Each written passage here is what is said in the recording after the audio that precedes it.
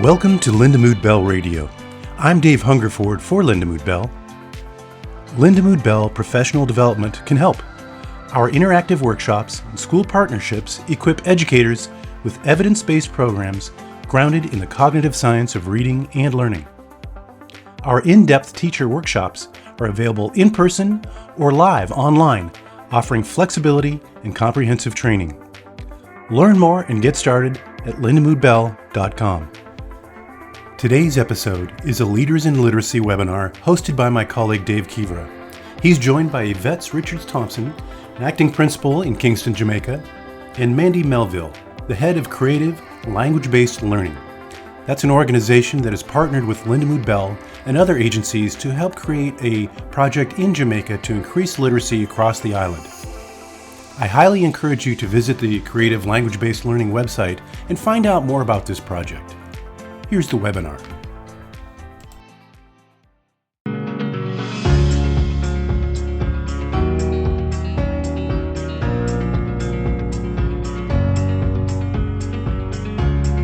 Welcome to the Lindamood-Bell Leaders in Literacy webinar series.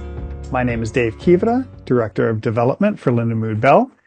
And today I'm joined by two wonderful guests to talk about Denhamtown High School in Kingston, Jamaica, and their mission to implement sensory cognitive instruction with their secondary level students, helping them change from non-readers into readers, and the impact that had on the school community overall.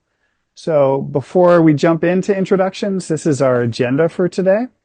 We'll give everybody an opportunity to talk a little bit about who they are and their background. We'll then segue into discussing Denhamtown High School, the background for the school and the neighborhood that it sits in. We'll discuss what implementation of intensive literacy intervention looked like at Denhamtown, and then what the next steps are for Jamaica as a whole, and what the vision is and the hopes and dreams of the folks in this meeting and many other folks are for being able to change what literacy instruction looks like across the entire country. So if we start with introductions first, as I mentioned, my name's Dave Kivra. I'm Director of Development for Lindamood-Bell.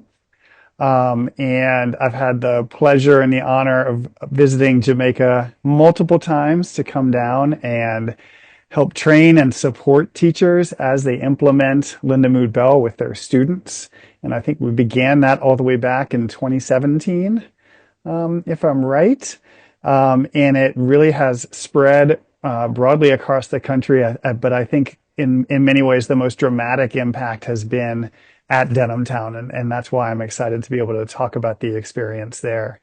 And I think first I'll turn it over to the person who helped bring Lindamood-Bell down to Jamaica to begin with, and have Mandy Melville introduce herself. Thank you, Dave. Thanks for having me. I'm Mandy Melville, Joshua's mom. And this all started after taking my son Joshua to Lindamood-Bell over the summer holidays during Easter, what we have as Easter breaks, which is your March break, to do to the learning centers to do instruction with them. I went from a son who in the lower grades, grade 2, 3, he, was running away from school to grade 6, where he realized how smart he is and how well he was doing. From that, his teachers asked, how can they learn the program that I used to take Joshua to? And that was when I called Lindamood-Bell in 2017 and asked, would you come to Jamaica and train a group of teachers? And here we are today. 7 years, we're in our 8th year later, we're still doing workshops. So thank you, Dave. Yeah, absolutely. And so I think we've trained something north of 300 plus teachers across the country now. 523. Wow. So much better. 523. Sorry about that. And that's in every parish across the country. And so one of the places where we were fortunate to be able to train a number of teachers was at Denhamtown High School. And, we often think about literacy. We think about very young students, but as Mandy was talking about, her son was much older and still continuing to struggle with reading. And our guest of honor, Yvette Richards-Thompson, it was dealing with this same issue with students even older than Joshua was. So Yvette, would you like to introduce yourself and maybe talk a little bit about Downtown High School as well? Good morning. Thanks, Dave. Hi, Mandy. Hi, Yvette. It's so good to be a part of this webinar. I am Yvette Richards Thompson. I'm the acting principal for Denhamtown High School. It's a position I hold dear, and I am so proud of the changes, the transformation, and the achievements of the school so far. And I must say that it is to a large extent due to our partnership with Lindamood-Bell and this Creative Language-Based Learning Foundation, which has enabled us to create a new dynamic for the school, to change the general culture and the way we operate, and most importantly, just to empower our students. Our school, just to give a little background, in 2022 was really struggling. We were considered to be one of the worst performing schools according to the Ministry of Education's standards. And the truth is that we really were not performing. So let's call a spade a spade. We really were not performing. There were several issues. There were administrative issues, behavioral issues, but most importantly, there were literacy issues. And so because of the literacy issues, then our students generally were not performing well in the other subject areas. And so we came to a point where we had to make a decision as a school as to how do we move forward. And so we would have started to look at the contributing factors. And of course, the literacy issue stood out. So literacy seemed to have been the foundation for most of the issues we struggled with as a school. And so we decided that we're going to tackle the literacy issue, and as best as possible, we are going to see how best that would impact the general school population. So first started by researching programs, and we did research. We didn't just choose the Lindamood-Bell program by accident. It was a carefully researched process. We would have looked at several other programs. I think it was at about 16 at the time. 16 different literacy intervention programs, and would have selected the Lindamood-Bell processes because of what we thought was the fundamental principles of the program, that would not just be that the students would learn surface level content, but that it would get to their thought processes and the way they learned, and it would be something that they would actually stick with them, and we could actually get to see some results from them. And in selecting the program, we would have been introduced to Mandy, who Mandy is, for those of you who don't know, is basically turning Jamaica upside down at this moment, but in a really good way. So we struggled at first, to be honest, and in trying to find our way, we would have encountered several challenges. It was a whole school.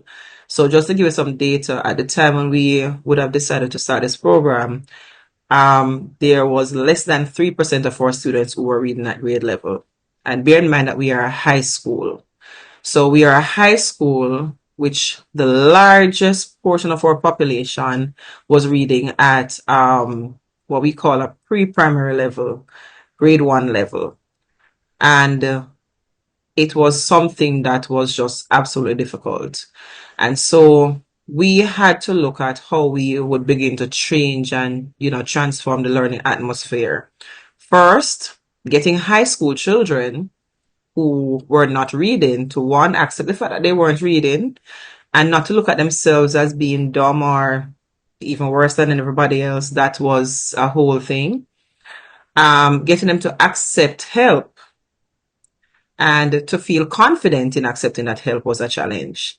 Getting staff on board, because, we would have tried alternatives to fixing the problem, but it just wasn't working. So what we recognized was that we had to train a wide cross-section of our teachers who were not original literacy teachers, but get them trained in the program so that they could now deliver the literacy instruction. That was the only way we saw it could work. And of course, like many things which are new, there were teachers who just weren't on board. They felt as if they were more comfortable. It's understandable. They were more comfortable teaching their content area. And so, we had some issues there, but we did manage to convince some, and those persons who were willing to be trained initially.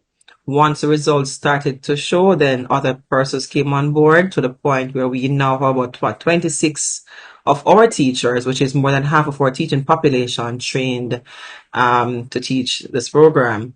So that means that every single department in our school, math, science, information technology, every department has teachers who are now trained to teach literacy. What that means is that not only can we deliver actual literacy instruction, but we can actually teach literacy in the content area, which we are now piloting. We're still trying to find our way with that aspect of it, because we originally started with the literacy camps and all of that, which we will go into a little bit more. But now we are trying a new approach, which is to actually teach the literacy through the different subject areas. It is an exciting process. And of course, it's coming with challenges, but with challenges, we learn and we adapt and we just move forward. That's great. Thanks, Yvette, for that background on Denhamtown and the experience. I mentioned a couple of times that I've visited Denhamtown High School, and I think, Yvette, you've talked a little bit about the challenges of low literacy rates, and what that often leads to is that children don't have an opportunity to go out into the world and be productive and get a job, because there's a basic degree of literacy that students need to have. And that in many cases, what the focus historically has often been for high school kids is to not recognize that underlying literacy issue, but treat it as primarily a discipline issue. And I was always fascinated when I came down and visited the school to see this building that said discipline, and it's got sort of a stairway leading to kind of a brick wall, right? And I thought about that as kind of a way of thinking that, if the focus is just about discipline, that doesn't take the kids anywhere. It's kind of like just running into a brick wall again and again and again, right? And that the focus has to be different than on just saying that these kids who are coming to these content areas, as you're mentioning, Yvette, and they can't read, well, they don't want to sit in that classroom then and be taught the content all day, because they can't access that content, right? And at Lindamood-Bell, we do focus on really what's called process-based instruction. So how do we develop the necessary underlying sensory cognitive functions that students need to access so that they can learn how to read? And as Yvette's talking about, these are students who in many cases didn't have basic sound symbol connection, right? And certainly they couldn't find those sounds within words, and they couldn't sound out words on the page. They then could not also, if they were able to sound it out, ultimately be able to recognize those. And so one of the main programs that we did with students and trained the teachers in was the Seeing Stars program, which focuses on developing students' phonemic awareness, as well as their symbol imagery, so their ability to picture letters and map those with sounds. The other program that we were training teachers in is the Visualizing and Verbalizing program. Again, this is about process-based instruction, but this is focused on developing what's called concept imagery. So a student's ability to kind of create almost a movie in their mind for language as it's coming in, right? So when they are sitting there and it's content-based instruction, that the students can picture for that content in their mind. And if they can do that, then they can summarize it. They can come up with a main idea. They can think critically about it, right? And that this focus on sensory cognitive instruction is one of the primary differentiators. I think Yvette was talking about looking at 16 different programs, right? That focus on sensory cognitive instruction and developing what those underlying processes are that students need in order to learn how to read was crucial. And also not easy. Yvette was talking about the teachers having to learn to be literacy instructors. What's also important is they had to provide differentiated instruction, that instruction looks different for these students and looks different for each of the kids in their groups. And so the teachers learn through a process of really Socratic engagement and constant back and forth with their students to change their instruction in response to where the students are showing their weaknesses are. Teach to those weaknesses and develop those areas of weakness into a strength so that students can become independent readers. And I'm just going to quickly wrap up with this piece, and then we'll talk more back to Yvette about the literacy camp itself. But when students make mistakes, and they're going to make mistakes, especially if they're non-readers, we have to find a way to engage them in a positive manner that helps them use that mistake, recognize what they did well, and develop their ability to compare what they did to what they were supposed to do so that they can become a student who can fix a mistake themselves, and then they can become independent. And so if a student is reading a word like the letters C-A-T, for example, and they read it as cut, rather than telling the student that they're wrong. Yeah. Error handling. That's right. Instead, we want to really engage them by saying, great job with your C saying k. When you say cut, what do you picture for that second letter? And if we cover over the word so they're not looking at it anymore, they can go back to their phonemic awareness. Cut. I'm picturing a U. And now I can give them more positive reinforcement. You're right. If there was a U there, that word would say cut. Now I can uncover the word, show them that second letter, and say, what letter do you picture here? Oh, it's an A. Great. What sound does A make? Oh, A says ah. Great. So what does the word say? And they fix it themselves and say cat. And the more you go through this very deliberate, explicit process, students really are engaged positively. So they're willing to listen to what the teacher's saying, and they're learning to problem solve for themselves. And I think, Yvette, I know I've seen you talk a lot before. I know that was a big change in terms of the instruction and a big change in the culture for the students in terms of how they felt about themselves. I think our children, generally, the odds are stacked against them. So they come from homes with, in a lot of cases, broken families. They come from homes that are predisposed to violence.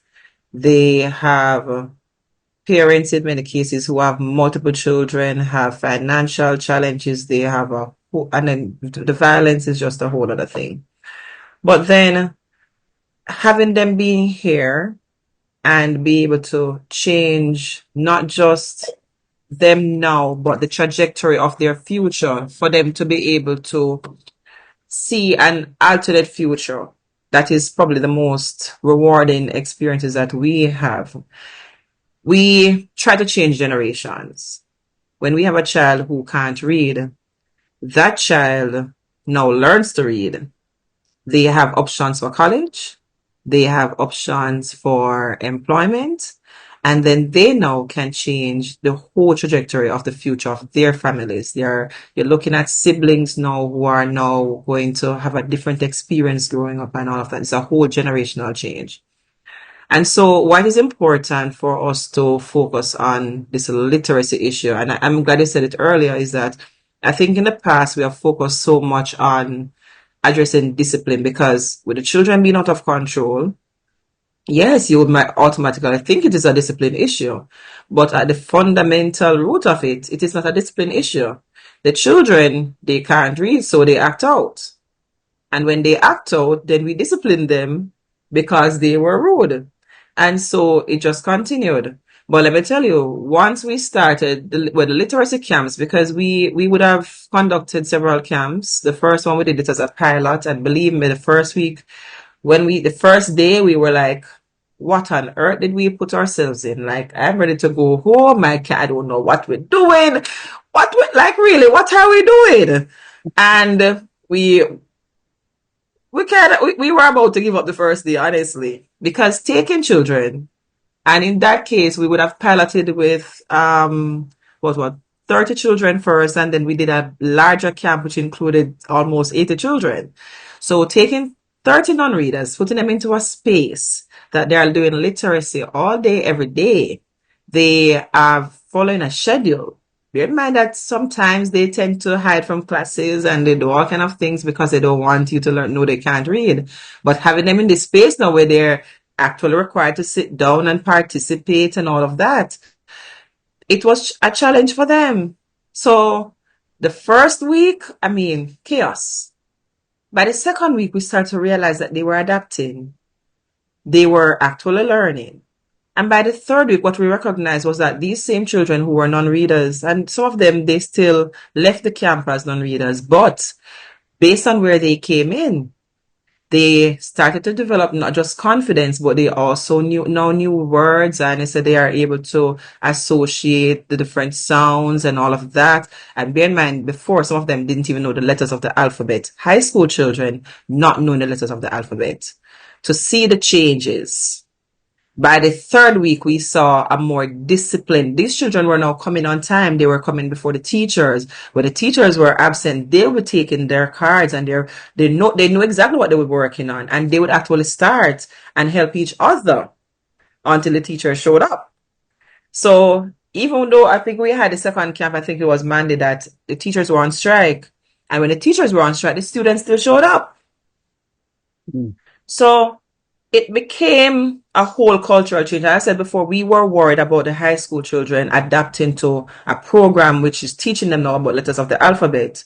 But I think the fundamentals of how the Lindamood-Bell process, especially seeing stars in terms of the error handling, not telling a child that they're stupid or whatever because they don't know what CAT is, but actually being able to say, oh, you got the C right. Yes, awesome job. All right, let's work on it. And constantly motivating them and giving them rewards, and we started to see changes in the behavior. Some of the worst behaving students who were part of that camp became leaders. Some of those worst behaving children, when they went back to their class and the teachers were trying to read for them, they said, listen, I mean, miss, I can read for myself. Bear in mind that they don't know everything, but they felt confident enough that they knew how to read.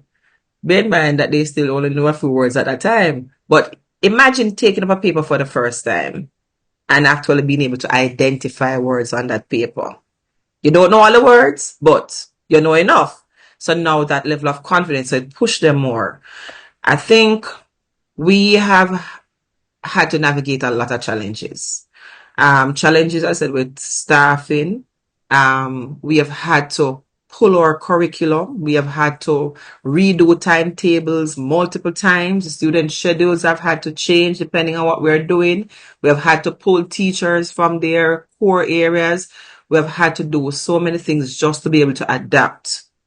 But in adapting, the results that we saw, the teachers were more ready to accept some of those changes and to actually volunteer, which sometimes in the past they didn't. But it was amazing to see the teachers just take charge of the learning of the students, because a lot of them, I think, are just giving up.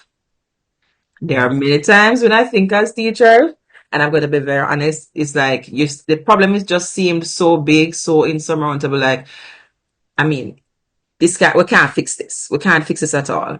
And to see one program, being used to change that kind of mindset, or teachers are listening, it is possible. And then when we started to work with the Passport to Success program through Multicare Foundation, which addressed the behavioral issues, and underline everything we do, because the Lindamood process is, I mean, I first thought, like, what on earth is this? Because the children don't write anything. Which class do you go and children actually don't write anything? You just feel as if they're not learning anything. But once you see them started actually writing in the air and they're following the different principles, and they're actually correcting us now when we're doing it wrong, just to let you know, Dave. But just to see that, and when I started to recognize that this thing is working, was when they could actually transfer knowledge now. Because at first I'm thinking, even though we would have gone through the process of research and we decided that this was the best program, I was still a little bit skeptical when I realized that these children weren't writing anything.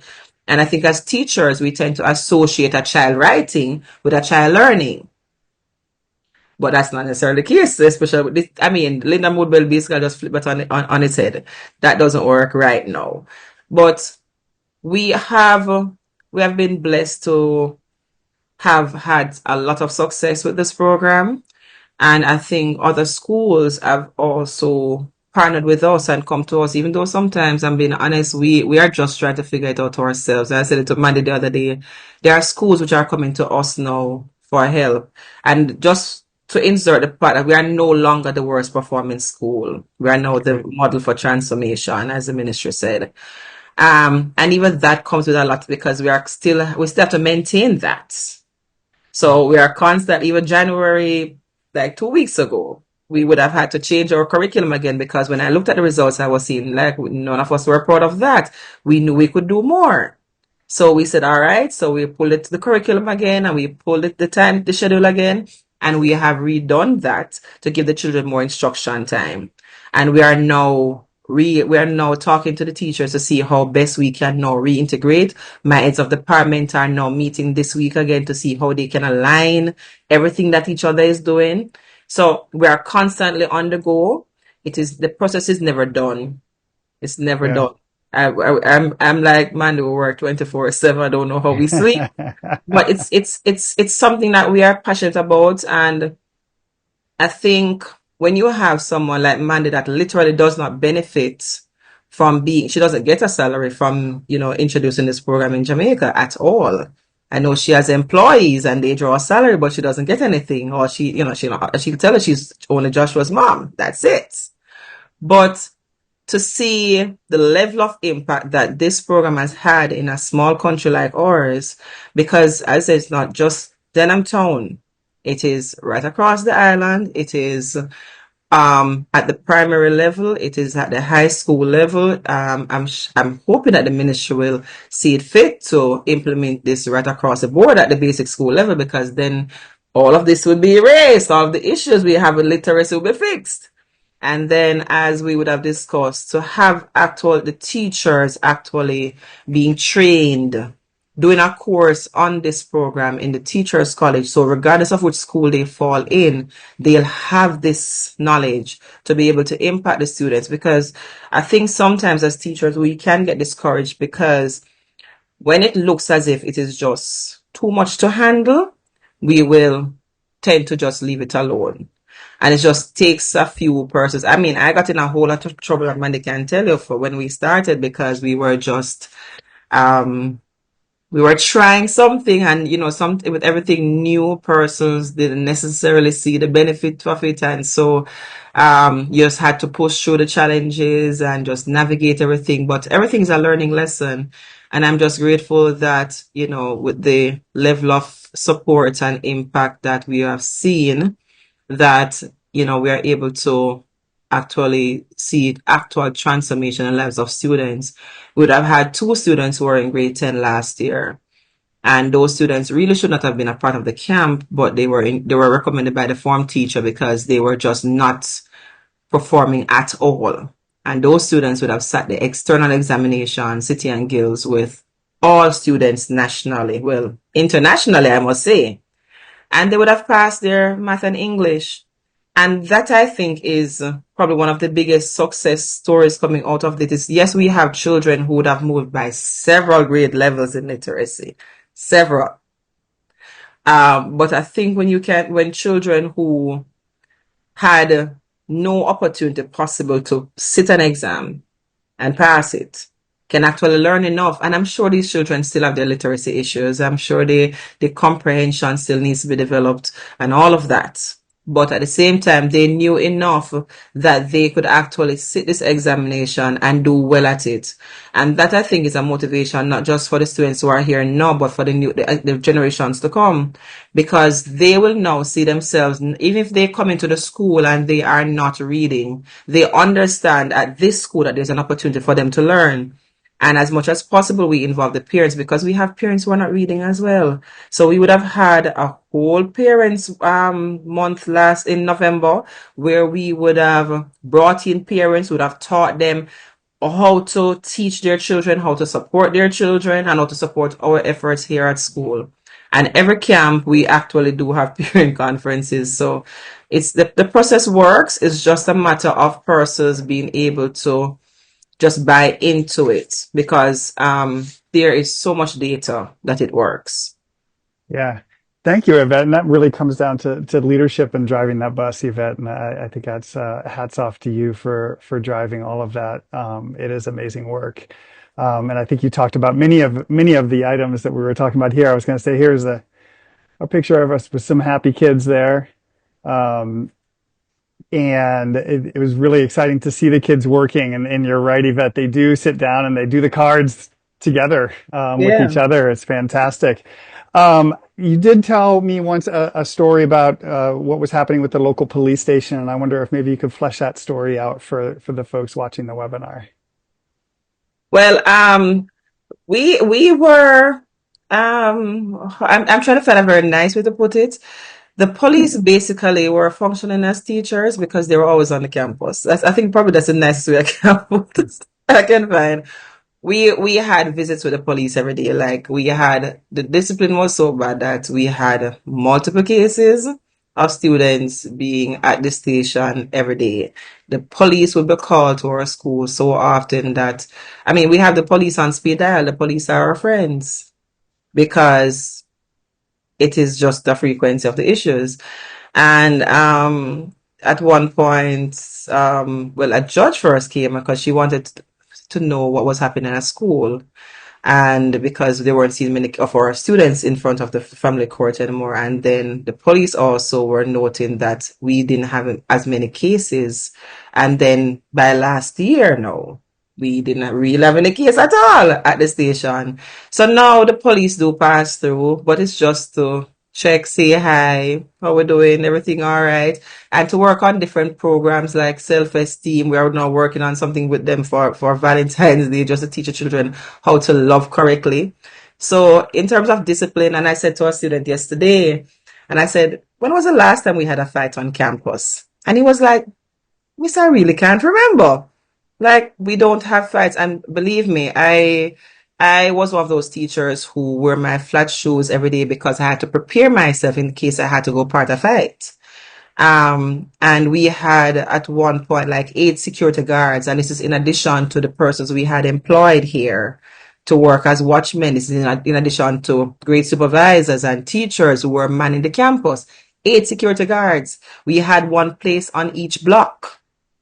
We had to purchase walkie-talkies just to be able to maintain control. And so if a fight happens, we can respond immediately. Now I literally have 3 guards. One is at the front gate, one is at the second gate, and the other is just available in case I need someone to run for me. That's it. We don't have these big outbursts anymore. And I genuinely can't remember when last we had a fight. In terms of discipline, there still are some minor infractions because they are children. Yeah. But these are issues that you can call them, and sometimes but when they come before you, they themselves can tell you exactly who was wrong. And it's probably one of my funnest things right now, just to let them choose their own punishment, because sometimes the things that they come up with is just absolutely amazing. But sometimes it's more than what I would give them as punishment. But I mean, now they're begging not to be sent home. They're begging not to be, and I'm not sending them home because we don't need to send them home. Yeah. But it is just a completely different environment. I mean, I'm actually in a webinar at school. Any noise in the background? No, I can actually do this. And my office is adjoining the grade 11 block, and there's no noise outside. So that tells you everything that is happening here. I said we're still not perfect. We're still trying to fix that. We are constantly looking at our data to see where the gaps are and how we fix them. But in terms of just overall schools operation, it's just amazing. And I think one of the best things was that the students started to take ownership of the school. The students. When even as a principal, I think it was last year, October, I was summoned to a meeting by the student council. The student council wrote to me because they wanted to discuss, plans that they had for the school. And I'm like, okay, this is interesting, but I've never had that experience before. I've never had them coming. I mean, our office now, I said it to the secretary yesterday, our students, for some reason, love the principal office and administrative office. I mean, I don't know of any other school that they visit the office as much as they visit this office. And Great. so it shows that there is a change, a drastic change in the culture of the school, because usually, when they go to the principal office, usually for disciplinary issues, but now it's just basically to share their views, and they want to have this event and they want to have that and all of that. So um That's it's a amazing. whole change, and I'm enjoying the change. I can actually get some work done. That's fantastic. That's fantastic. And I was going to talk a little bit about data, but to be honest, Yvette, I think you really hit it out of the park. Students did improve multiple grade levels when we looked at the kids who were getting instruction intensively, and that those early parts of that sort of what we think about as a cascade for reading outcomes, those beginning foundational pieces of literacy were the ones that changed the most for students. And I think it really does become self-empowering them when they can, as you're describing, pick up a paper and be able to read words that they've never been able to read before. And I, wanted to contrast that earlier picture of the discipline building with the mural that is there now, and that it's just incredible the transformation that you're talking about, and that now, rather than it being a focus of discipline at the school, the focus is on helping students grow into becoming independent learners and independent citizens of the nation. And I think you've done really amazing work there, Yvette. Thank you. Um, yeah, Mandy's absolutely. fault. I was gonna say, Mandy, I know you've been sort of quiet there. Did you No, want to add? Yeah. it's just been an incredible experience. As Yvette said, there were so many days I cried. I thought this was it. As she said, I am a mummy on a mission. And there were days where I thought, okay, we are that's the end of creative language based learning. CLBL is history. We have not made it through, but we've learned so much together and been able to make incredible changes. And I thank the Ministry of Education, because as I said, I'm just a mummy on a mission to help. And through their guidance, their support, I call them all the time and ask, can I do this? How do I do this? And I get the correct guidance, the way to do it. And we have been successful. Through principals and teachers who have worked with me, we need to change the way we're doing this, etc., just to be able to listen to them, hear what they've had to say. When Yvette and her team called and said, okay, we have the kids learning now, but how do we help them with their emotions and behavioral issues? And I said, okay, well, let's call Multicare Youth Foundation, which is the local arm of the International Youth Foundation, and they have the Passport to Success program, which gives students the life skills to be employable and trains them in how to, control their feelings and their behavior through cognitive behavioral therapy, training the teachers that can then work with the students. And that's been amazing, because I wasn't sure what to do, but I knew if we made a call to Alicia Glaslow-Gentles at Multicare Youth Foundation, which Yvette did, we could help. And the International Youth Foundation has just been amazing in taking it to another level with us. So to thank all those different persons within the ministry and other organizations that have made this happen, it's been a dream that I couldn't imagine all of this happening. So thank you. And Lindamood-Bell, they've been so generous. The kits that they've donated to the Denhamtown High School, all the support they've given us at no additional cost, for believing in Denhamtown High School, in Yvette, in Mandy, that we could do this. And they would be there for a session and the teachers may not be there, or the students didn't come, and they didn't give up. They said, okay, tomorrow. Yeah. So thank you very, very much. It's been an experience, and I love having the opportunity to all the donors that have made this possible, because we're a foundation. We don't charge for anything we do. We raise the funds to be able to give back to Jamaica, to give back to the children who'd never had this opportunity. So thank you all. Dave. Dynamite. Well, thank you, Mandy, for closing us out on that. And thank you so much, Yvette, for joining us. I know your Thank schedule is you. incredibly busy. And thank you for the work that you've done, at Lindamood-Bell, where we really are. There's one person I Yeah. think we forgot to mention, Mr. Peart, Mr. Howard Peart. I don't think we would have had this program in the school without Mr. Peart. Mr. Peart did the research. He's our former literacy coordinator. He did the research. He's the method to his madness, because his brain works over time, and he just is absolutely phenomenal. And our deputy chairman, Mr. Jermaine Hyatt, who unfortunately would have passed last month, he pushed. And even when it seemed like it wasn't going to work, he pushed and he pushed and he supported and he diverted funds where we needed to go to ensure that this program would have been successful. And I really don't think that we could have been successful without their input. And so even though they're no longer physically here on campus, Mr. Peart is very much alive. He's on retirement, but I think we really have to give credit where credit is due. And, the board of management overall, which would have seen it fit. As Mandy said, the Ministry of Education, through everything would have done, the ministry would have given support.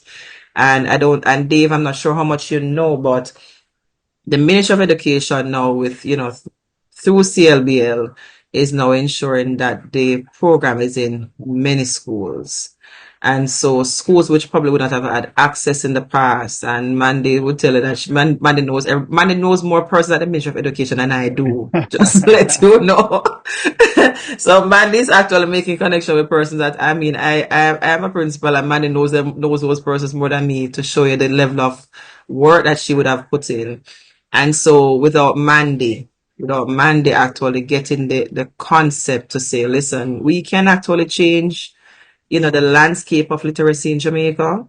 And I really do hope that the ministry would support CLBL more to ensure that this programs get into every single early childhood institution, because I really do believe that if we get this program into those schools, we can see a drastic change in how literacy is treated at basically every level. Because I know we will have some persons who will fall through the cracks, but we will be there to catch those. But for everybody else, I think that the program just needs to be widespread. And then, so internationally now, I think between Dave and Mandy need to figure out how to get it to the other islands and how to get it across the world. I leave that part to you. I'll just focus on that I'm done. Thank you so much, Yvette. I'd say Lindamood-Bell feels honored and privileged to have the opportunity to work in Jamaica. And we're so excited about the work that is happening down there. And so unfortunately, we've got to wrap up our conversation for today. But thank you, Yvette, and thank you, Mandy, for joining us. Thank you, everyone, for signing on. Come on back to the website. We'll be having another Leaders in Literacy webinar event in the short future. Again, my name is Dave Kivita. My contact information is there on the slide. Feel free to reach out. I'll be more than happy to put you in touch with either Yvette or Mandy if you have questions or want to learn more about the work that they're doing. Thank you all so much for joining us. And thank you for listening. You can reach us at our website, lindamood-bell.com, or call us at 800-233-1819. You can also follow us on Facebook, YouTube, Instagram, and X. We are Lindamood-Bell.